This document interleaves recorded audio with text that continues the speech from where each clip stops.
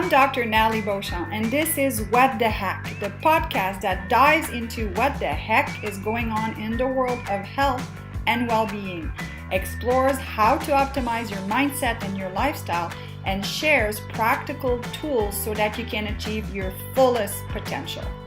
Join me and a special guest each week as we discuss everything from biohacking to diet personalization to cutting-edge detox methods to setting and staying accountable to your goals.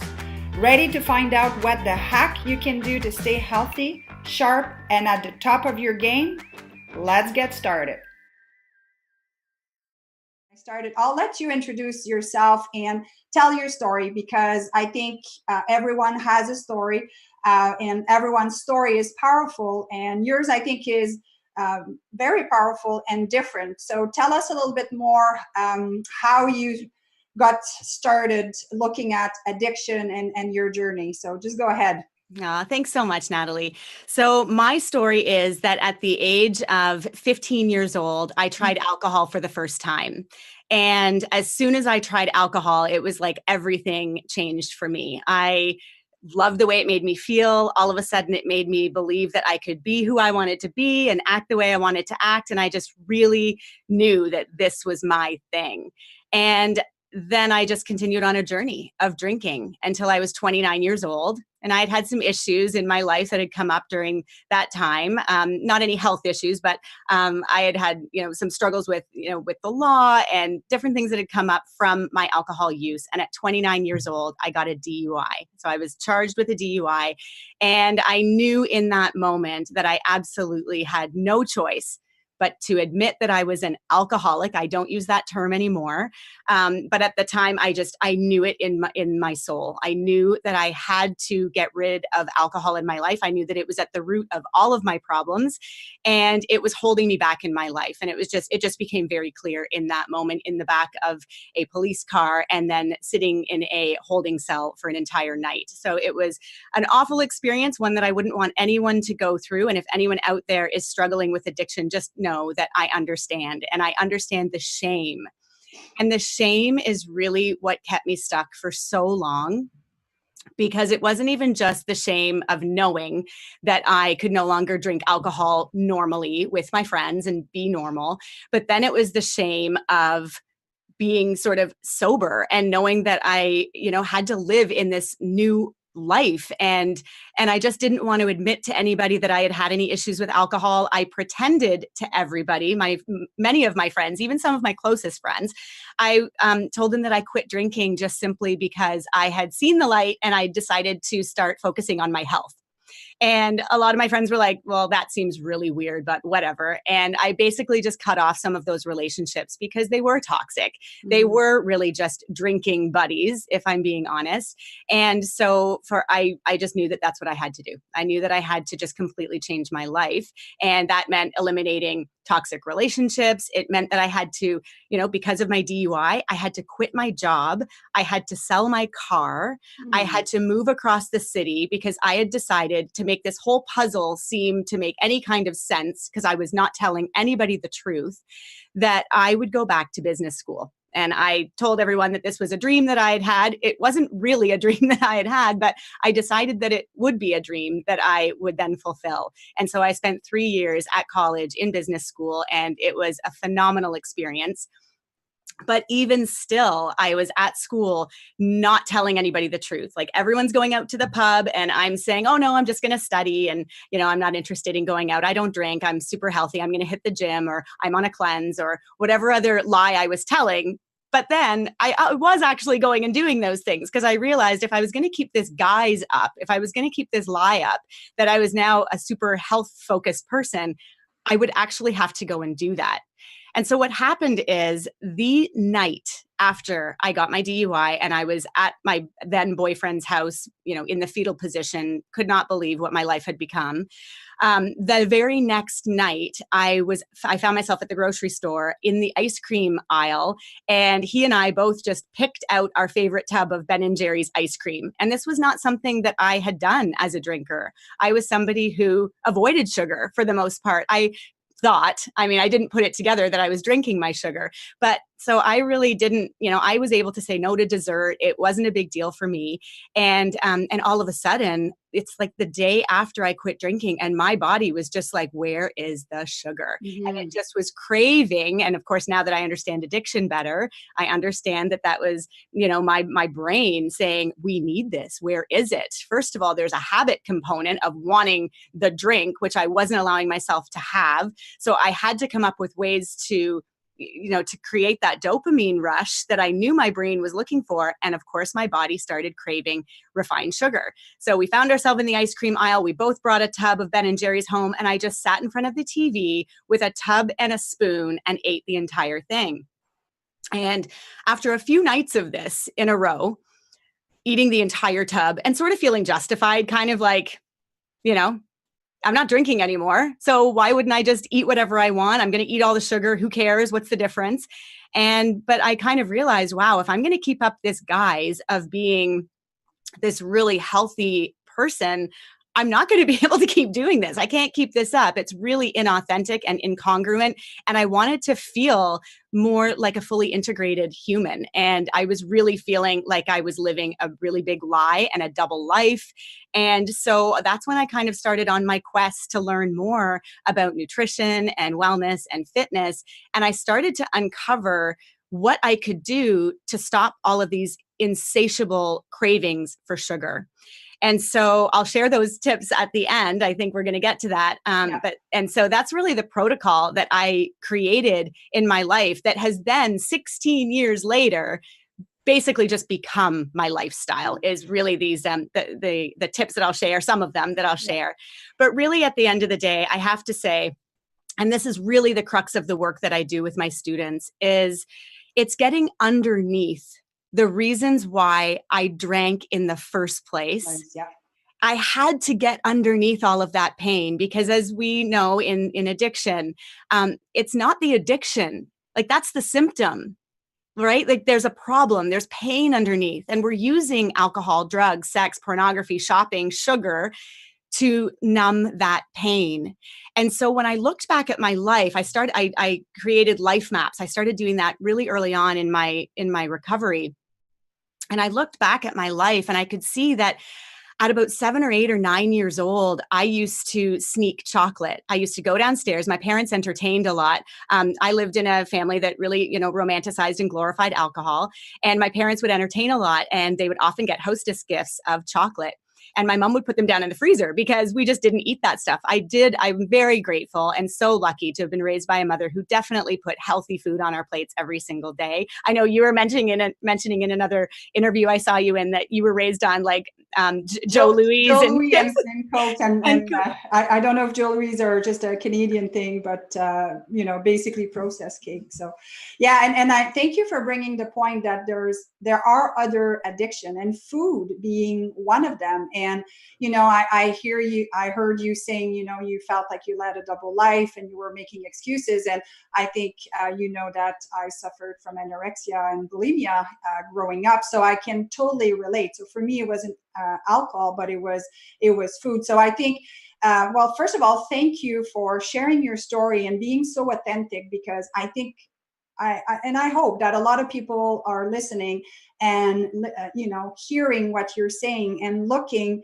to see if there are things in their lives that they're not congruent with, and also not feeling that shame, because first of all is the awareness and how it's impacting your life. And for you, it was a rude awakening. We don't wish that upon anyone, but sometimes that's what a person needs to wake up. And you're so right that we glorify food, we glorify alcohol. I guess the difference between food and alcohol is we do need food to survive. Alcohol is not a necessity, but I think from a mental point of view and a mindset point of view, they cross quite, they're very similar. So thank you so much for sharing that story. So you've been working to heal yourself. And I think, everyone that I talk to that is in health, we had to figure things out for us to heal ourselves. And when I do webinar, I do share my story in great length. And I needed to figure stuff out for me. And then it became a passion, because for me, is I wanted to be that resource that I didn't have. And I'm sure with you, that's also what drove you to reach out and help others. So how do you help others? And when people first, let's say contact you or start, working with you, and they say, hey, I think I have an addiction, that it is alcohol or sugar. What do you do with your clients, Sarah, to dig to find those why in the first place? That's such a great question. And that really is the meat of the work that I do. As you know, I wrote a book called The 28-Day Kick the Sugar Challenge. And that came about because I thought I was writing my memoir, and I started writing my memoir, but going into those deep, heavy, dark, painful stories, all of a sudden, I started reaching for sugar again, even after years of being in a healthier lifestyle. So I heard you on another podcast mentioning that your eating disorder is sort of always there. And my addiction is sort of always here too. With alcohol, it's easier in a way. It's just like you say, you can just, I don't need alcohol to survive. And so for me, it's just a decision. It's a non-negotiable. I'm not saying that it's easy. I'm not saying that there aren't times that I look at a glass of wine and sort of, and then it's over. Those things do come up. But with food, like you were saying, this is not something that we can avoid. We need to eat at least, 3 times a day. We have to, create a healthier relationship with food. Yeah. And so what I often will share with my students is it is not about the food. Yes, in my program, we work through learning about food and learning the power of nutrition and really fueling ourselves with what we need to survive, both from our mental health and our physical health, our spiritual health, our emotional health. But really and truly, it's about getting underneath the reasons why we were using food to soothe our emotions. And that's what happens with addiction, is that we are using outside substances to heal an inside job. And so we really have to get to the root of it. So life mapping, like I was saying before, I really started looking back at my life and seeing, where did all of this start? Where did all of this start for me? And like I said, I could kind of pinpoint, wow, when I was a kid, I started using sugar and I didn't even know it. I didn't even think of it. And at 15 years old, when I took that first drink of vodka with my friends on Halloween, they were all trick-or-treating for sugar, which I probably would have been interested in too. But I was drinking vodka with my friends for the first time. And gone went the sugar interest. It was like all about alcohol from then on.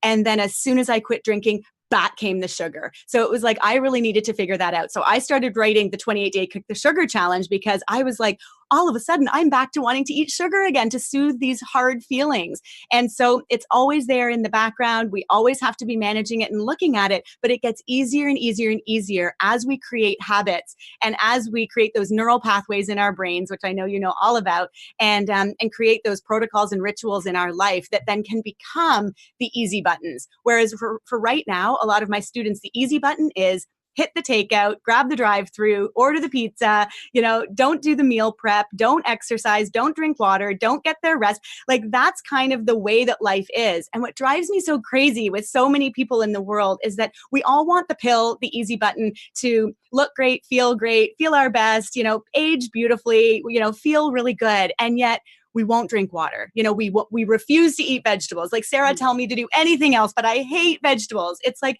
it doesn't work. We have to understand that food is nourishment, and we are overfed and undernourished. And we have to get to the root cause of why it is that why we're using these outside substances to heal this pain. And we also need some education as well. And I think that that's what's so important with the work that I do with my students is we get underneath that pain. And then we also, on top of it, layer on healthier habits that are going to help them to feel better all the way through the process. So it's really multi-layered. It's funny that you got revved up a little bit, because usually the first thing I start with the podcast is what in your industry makes you go, what the heck, you know? And I think you just basically answered that. And I think one thing that I'm seeing with patients and with society is that we're a quick fix. Like, even if my laptop is not loading up fast enough, we're impatient. Everything is quick. But we forget that I don't care how smart computers are becoming, and I don't care how much we think we're understanding, our genome, is that the body takes time to heal, and it is all about food that is going to heal us. I'm all about above, down, inside out. Above down means from the brain to the communication to the rest of the body. And inside out means not outside in, from outside substances to heal us. So I think it's become that way because of the fast pace of our society. And then on top of that, that entitlement. And I'm sure you hear that often with people. Oh, I don't want to cut my wine, or I don't want to cut this. I deserve it. I earned it. And by golly, we all work hard.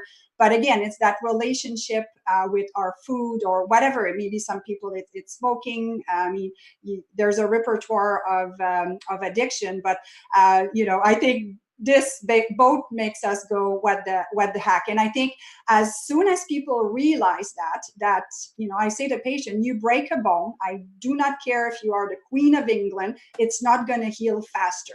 There are limitations of the body. And once we start thinking this way, I think it makes it easier for people. And then you just pick one habit at a time. That's why I wrote the book and called it Hack Your Health Habits, because I knew oftentimes that people knew what to do. They were just not doing it. I'm like, why? And people feel overwhelmed. There's so much information out there that I'm sure you hear that often with your client, right? Oh my gosh, there's so much information out there. It's information overload. One day we're supposed to eat this, we're supposed to drink celery juice. The next day it's like it's ridiculous. The next day we're all doing a ketogenic diet. The next day it's crazy. It's overwhelming. And I think that we can really, do a disservice to people by sometimes just overcomplicating something. I really love I'm going to be mentioning some quotes that I like, but one of them that I love is by Michael Pollan. And his sort of mantra is eat food, not too much, mostly plants. And so he's not saying no meat. He's not saying no animal products at all. People often get stuck on that mostly plants thing. But it's eat food, meaning real food. It's not too much. Don't get stuffed at every single meal. And mostly plants. Let's remember that our vitamins and minerals come from fruits and vegetables. I want to answer a comment that I know came in about life mapping. I don't want to go too far ahead. So you're better than me to keep track of the comments. Awesome. My pleasure. So, and sorry for not making that clear. So life mapping is basically where you just I take usually 2 or 3, I'll grab some paper here. So I grab like 2 or 3 pieces of paper and I sort of just stick them together and tape them together. And then I start from the beginning, the day that I was born. And then I start drawing ticks and writing descriptions of maybe traumatic events that happened, something that was said to me, something that hurt me, an event that happened in my life, someone passed away, whatever it is. And usually it's trauma and we all experience trauma. And I don't know if anyone knows, I have a TV show called REALTalk with Sarah, and we did an entire episode on trauma, and no one is immune to trauma, and we need to heal it. We all need to heal our traumas, and they can be little t traumas, like the therapist was saying, or big T traumas, but we need to heal them. And so sometimes it's as easy as going back, looking at what happened in our lives, taking a bird's eye view and saying, you know what? Oh my gosh, this whole thing happened to me. And I just sort of brushed it under the carpet, but I didn't really brush it under the carpet. I've been drinking at it. I've been eating at it. I've been exercising at it. I've been having sex or shopping or whatever it is at it. And so the work that I do with my students early on in our program is to really heal the inner child. It's to really invite our inner child into the room, into our space. Everyone's on their own doing this on their own time at home by themselves, but they've done their life map. They've had a chance to take that bird's eye view, to take a look at different traumas that have happened or different events that have led them this way or that way. Like for me, of course, my DUI, could be, people could look at that as the worst experience of life. I look at it as the greatest blessing and gift I will ever be given. Mm-hmm. My addiction has been the greatest teacher of my life. Recovery, the greatest blessing. So we can look at all of these things and then we can try to heal them. You may want to go and see a therapist and do some work with them on healing, but certainly on some of the smaller issues or some of the things that you just want to look at and go, oh, that's when I started doing that. It can really help to make sense of things. Yeah. And I think you and I are both business owner, and we do that with businesses once in a while to say, okay, slow down the press here. Let's, do, that it is a planning pyramid or whatever you use for your business planning. We don't do that with our lives. And I think looking at that is powerful. We do that from a health perspective with functional medicine when I work with patients. And you're right that the trauma are as important as, a broken bone, or emotional trauma are as important as broken bone. So just 100%. going to ask the audience quickly if they suffer from any kind of addiction, and I know it's a private thing, but even if it's sugar, do you think that, you're craving that sugar and your relationship with food might not be healthy? Let us know, and maybe Sarah can also answer some question as well. So Sarah, my goodness, we could talk all day, but let's cover a few hacks or a few tips that, kind of a common theme that you see with your student and your client that you do for recommendation. And we're going to go fast with those hacks. And most of them will be, body-wise, but I think the first one would be to either get some help if you really, really need help. And I mean, we all do to a certain extent, but the awareness piece is first. So ask yourself this question: do you have a healthy relationship with all those things that can lead us to being addicted? So take it away with a few hacks that you tell your student, and what you see can really help people get results. Absolutely. Thank you. And so absolutely, I agree with you. With people who are feeling like they might want to share, the shame is what kept me stuck for so long. It kept me from getting the help that I needed.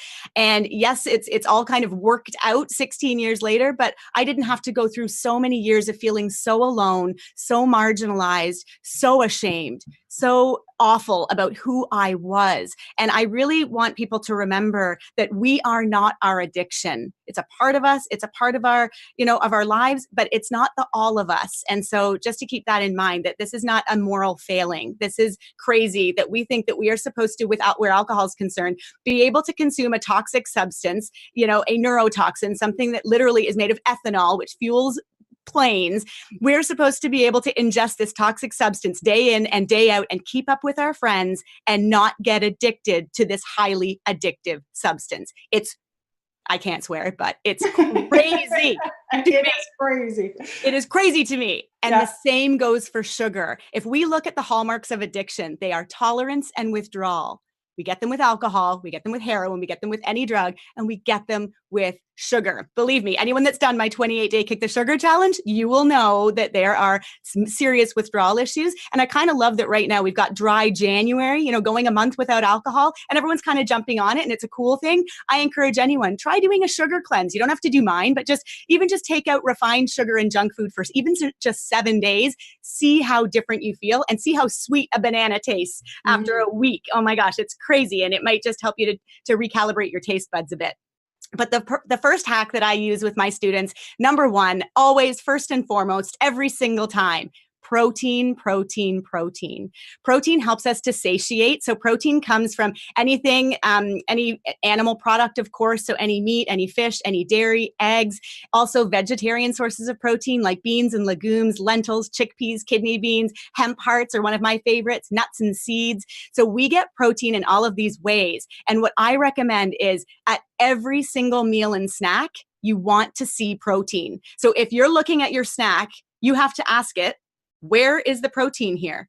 And if there isn't any, you need to get some in. I don't even mind if you still have the muffin or the cookie or whatever, but if you're having that, get some protein in with it, because you want to make sure that you are slowing down the release of insulin. Otherwise, you're just going to go on that roller coaster of blood sugar craziness, the ups and the downs all day long. And that's how most people are living. They wake up in the morning, they drink coffee with cream and sugar, they have a bagel and they have, with jam on it. Then they, at snack time, they grab a donut or a handful of M&Ms, and then lunchtime's a slice of pizza. And then this is all carbohydrate. So just being mindful, anyone that's watching that's not really sure what sugar is a carbohydrate. So whenever we are, just ingesting all of this sugar, our blood sugar is going up and down, spiking and crashing all day long. I see this with female more than male. We seem to shy away from protein, which, we need to change.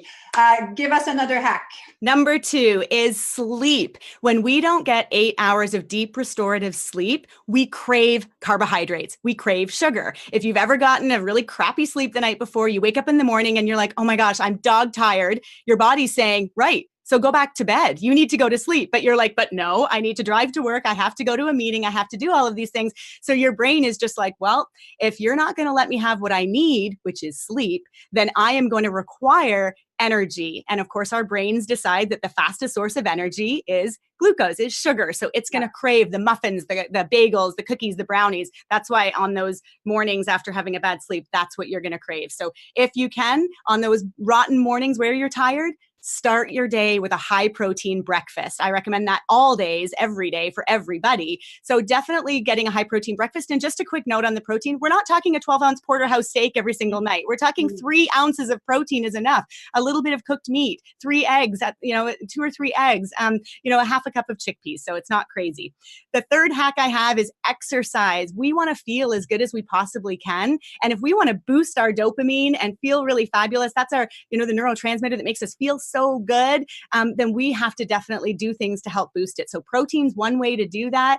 There are all sorts of ways to boost your dopamine, but definitely exercise boosts those endorphins that make us feel so good. And it's just a great way. I know for me, if I've done a really good workout, I'm not really craving the sugar. Like I don't really want to have all the junk food after I've done a really good workout. So I exercise as much for my mental health as I do for my physical health, hands down.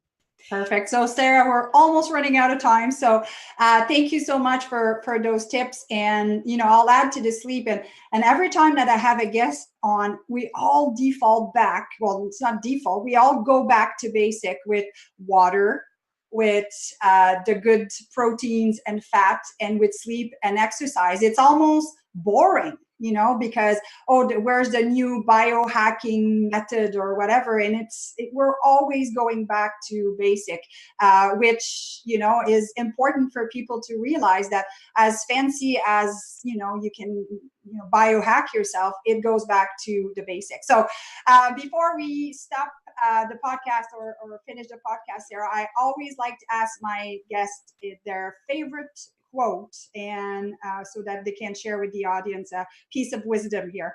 Oh, I love this part of it. So I love Oprah. If anybody knows me, they know that I love Oprah, and her mentor was Maya Angelou. And so I love the quote from Maya that says, "I did then what I knew how to do. And when I knew better, I did better."